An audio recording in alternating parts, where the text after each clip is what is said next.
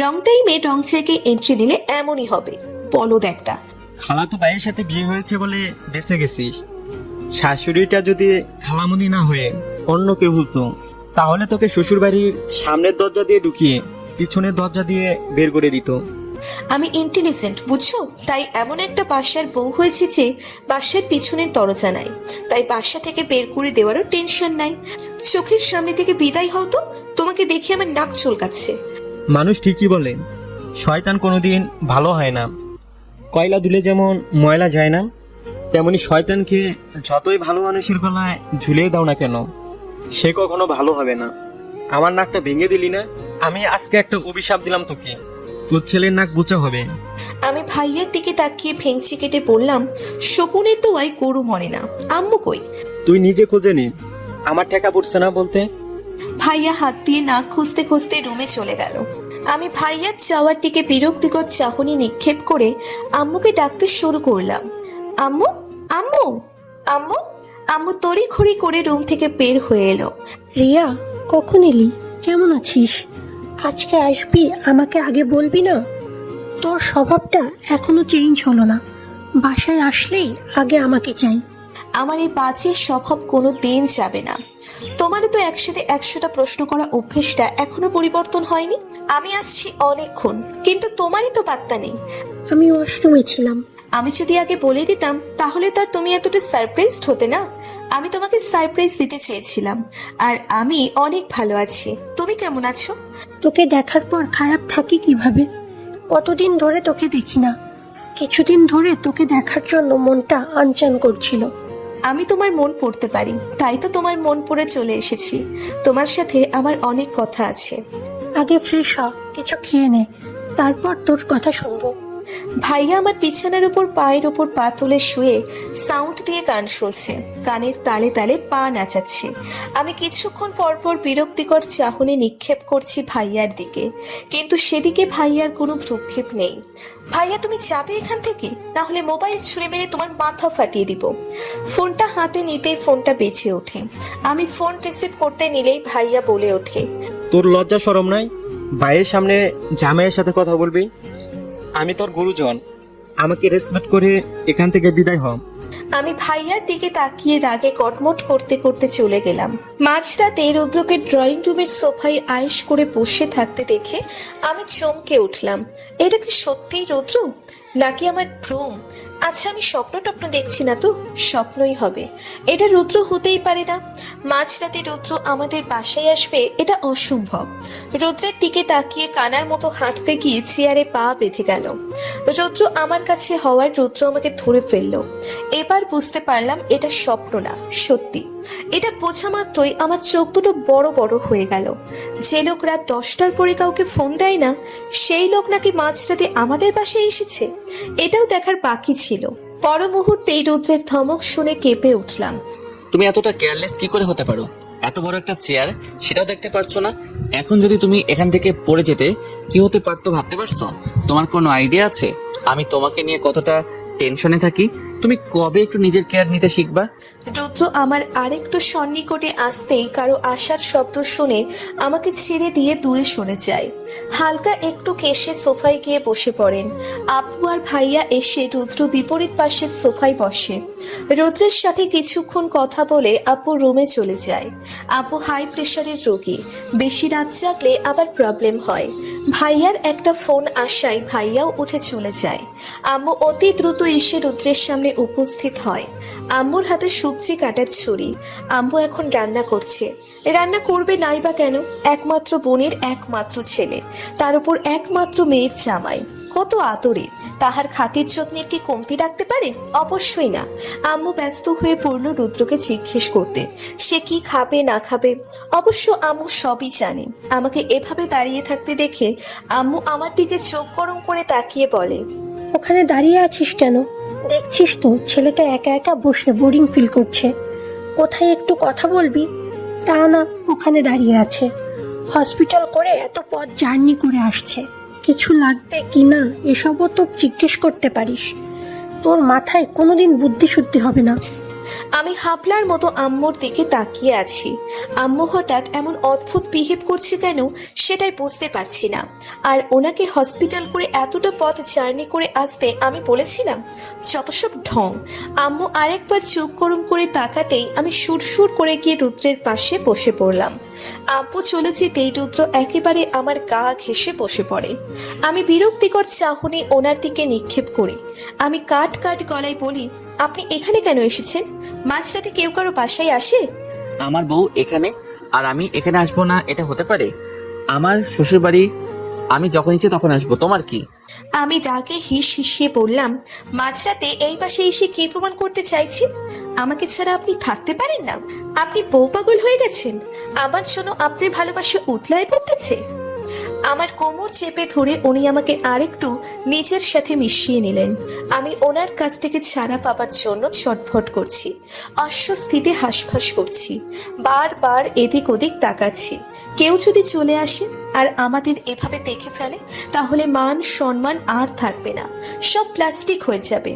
রুদ্র আমার কানের কাছে মুখ নিয়ে এসে মোহনীয় কণ্ঠে বলল, এরকম একটা সুন্দরী বউ ঘরে থাকলে যে কেউই পাগল হবে। উনি আরো কিছু বলতে চেয়েছিলেন, কিন্তু ভাইয়াকে এদিকে আসতে দেখে উনি আমাকে ছেড়ে দিয়ে একটু দূরে সরে বসলেন। সেই সুযোগে আমি সেখান থেকে উঠে চলে আসলাম। জামাই আদর কাকে বলে, কত প্রকার কি কি, সেটা আজকে উনি ভালো করেই টের পেয়েছেন। উনি রুমে এসে 4 হাত পা পেলে বিছানায় শুয়ে পড়েছেন। তোমার মা আজকে আমাকে 4 মাসের খাবার একসাথে খাইয়ে দিছে। ও গড, ব্যাঙের মতো না আমার পেটটাও ফেটে যায়। ওনার কথা শুনে মাত্রই আমি হেসে দিলাম। উনি আধশোয়া হয়ে বসলেন, আমার এক হাত ধরে টেনে ওনার কাছে নিয়ে আসলেন, আমার কোমর চেপে ধরে নিজের সাথে মিশিয়ে নিলেন। কানের কাছে মুখ নিয়ে এসে ফিসফিস করে বলেন, আমার উপর কি জাদু করেছো বলো তো? তোমাকে ছাড়া এক মুহূর্ত থাকতে পারি না, সবকিছু ফাঁকা লাগে। আমার কি হলো আমি নিজেই বুঝতে পারলাম না। হুট করে ওনাকে প্রশ্ন করে বসলাম, আপনি আমাকে ভালোবাসেন? এই প্রশ্ন করাটা অনেকটা বাচ্চামো হয়ে গেল। যেখানে উত্তরটা জানা সেখানে প্রশ্ন করাটা বৃথা। ওনার উত্তরটা যে নেগেটিভ হবে সেটা তো আমি জানি। ভালোবাসি কিনা জানি না, কিন্তু তোমাকে ছাড়া আমার কিছু ভালো লাগে না। তোমাকে আগে সহ্য করতে পারতাম না, আর এখন তোমাকে ছাড়া থাকা আমার পক্ষে সম্ভব না। তোমাকে জড়িয়ে না ধরলে আমার ঘুম আসে না। তুমি আমার বদভ্যাস হয়ে গেছো, প্রিয় বদভ্যাস, যেটা ছাড়া এক মুহূর্ত আমার পক্ষে থাকা সম্ভব না। তুমি আমার অস্তিত্বে মিশে গেছো। তুমি হীনা, এই আমি প্রাণহীন। বেঁচে থাকার জন্য আমার তোমাকে প্রয়োজন, নিঃশ্বাস নেওয়ার জন্য তোমাকে প্রয়োজন। কোনোদিন তুমি আমার কাছ থেকে দূরে সরে গেলে জানবে এই হার্টের ডক্টরের হাতটাও তুমি নিয়ে যাবে। যেদিন তুমি থাকবে না, জেনে রেখো এই রোদ নামক ব্যক্তিটাও আর থাকবে না। ওনার মোহনীয় কণ্ঠে আমি একটা ঘোরের মাঝে চলে গেলাম। নিচে থেকেই আমি ওনার আরেকটু কাছে চলে গেলাম, ওনার বুকের মাঝে মাথা রাখলাম। উনি আমার মাথায় শক্ত করে চুমু খেলেন। আমি চোখ বন্ধ করে নিলাম। উনি আমাকে জড়িয়ে ধরেই শুয়ে পড়লেন। সকাল থেকে আম্মু ভীষণ ব্যস্ত, উনি কি খাবেন আর কি না খাবেন এটা নিয়ে। অলরেডি 2 বার ব্রেকফাস্ট করা হয়ে গেছে রুদ্রের। উনি আমার দিকে অসহায় চোখে তাকিয়ে আছেন। আমি ওনার দিকে তাকিয়ে দাঁত কেলিয়ে কেলিয়ে হাসছি। আমাকে খাবার নিয়ে জোর করা, জোর করে মুখে খাবার ঠুসে দেওয়া, দেখুন এখন কেমন লাগে। আম্মু এক একটা রেসিপি রান্না করছে আর রুদ্রকে খাইয়ে যাচ্ছে। আব্বু অলরেডি বাজারে চলে গেছে। রুদ্র হসপিটাল যেতে চেয়েছিল, কিন্তু আম্মু সাফ সাফ না করে দিয়েছে এখন কোথাও যাওয়া চলবে না। আব্বুকেও অফিসে যেতে দেয়নি। ভাইয়া হাই তুলতে তুলতে এসে সোফায় বসলো।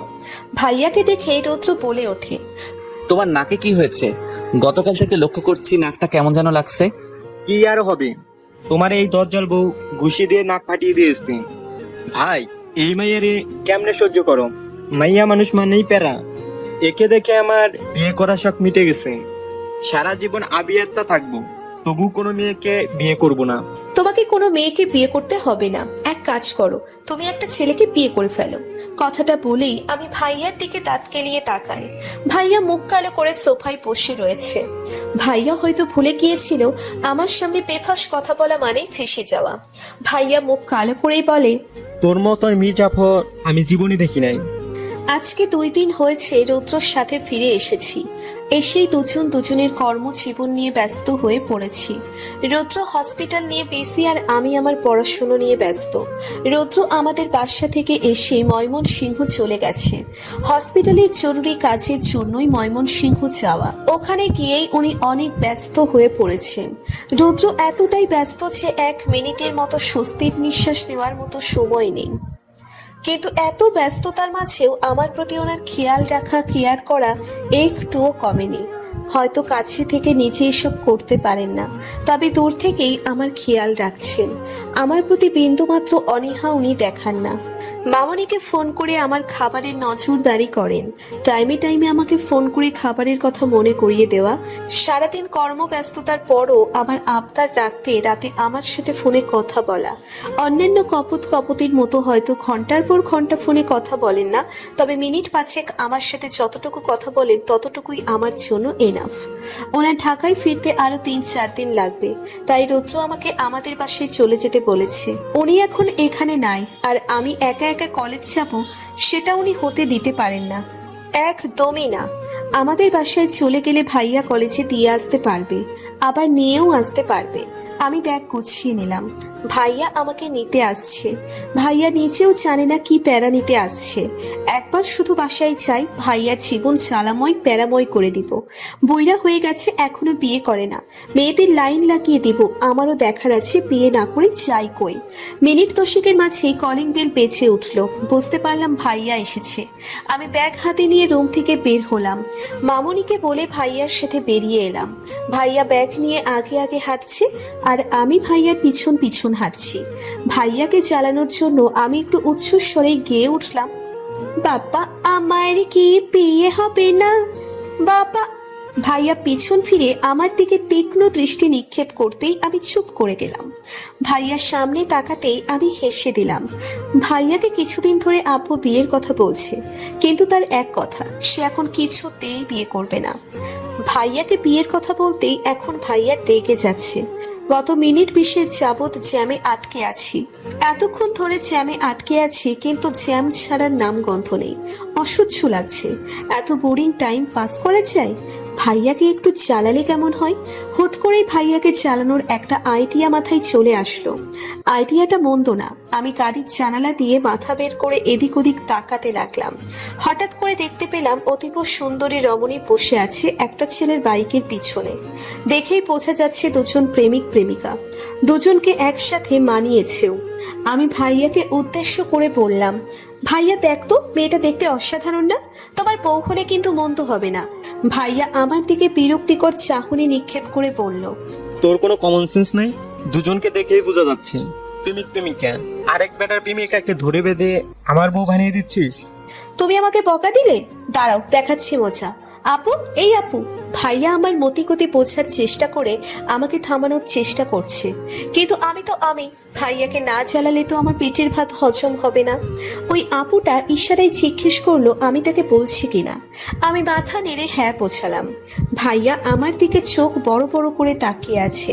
আমি মিষ্টি হেসে বললাম, আপু, তোমাদের চোখলবন্দিটা অসাধারণ। তোমরা দুজন মেড ফর ইচ আদার। সারা জীবন এমনি হাসি খুশি থেকো। আপুটা মিষ্টি হেসে বলল, দোয়া করো। অবশ্যই। এবার ভাইয়াটা এদিকে ফিরে তাকালো। আমার দিকে তাকিয়ে মুচকি হেসে বলল, ধন্যবাদ পিচ্ছি। আমরা দুজন মেড ফর ইচ আদার নাকি জানি না, তবে ও আমার জীবনে এসে আমার জীবনটা পরিপূর্ণ করে দিয়েছে। আমাদের একসাথে পথ চলা প্রায় 3 বছরের। এই 3 বছরে ও কখনো আমার হাত ছেড়ে যায়নি, সব সময় আমার পাশে থেকেছে। ভাইয়া, আপনাদের মতো ভালোবাসার মানুষগুলো দেখতেও ভালো লাগে। ওই রাস্তার গাড়িগুলো ছেড়ে দেওয়ায় আপু আর ভাইয়াটা চলে গেল। যাওয়ার আগে আমাকে বাই বলে গেল। আমি এবার ভাইয়ার দিকে দাঁত কেলিয়ে তাকালাম। ভাইয়া বুকে হাত দিয়ে বসে আছে। তোর জন্য না জানি আমি কোন দিন হার্ট অ্যাটাক করে ফেলি।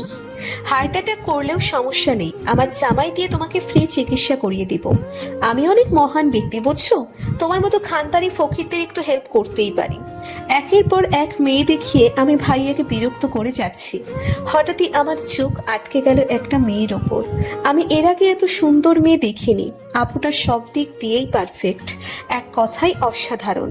ভাইয়াকে মেয়েটাকে দেখানোর পর ভাইয়া একটা কথাই বলেছিল। মাশাল্লাহ। আরে আরে কই যান আপনারা, একটা লাইক দিয়ে যান, এত কিপটামি করেন কেন? একটা লাইকই তো দিবেন, প্লিজ প্লিজ প্লিজ একটা লাইক দিয়ে যান।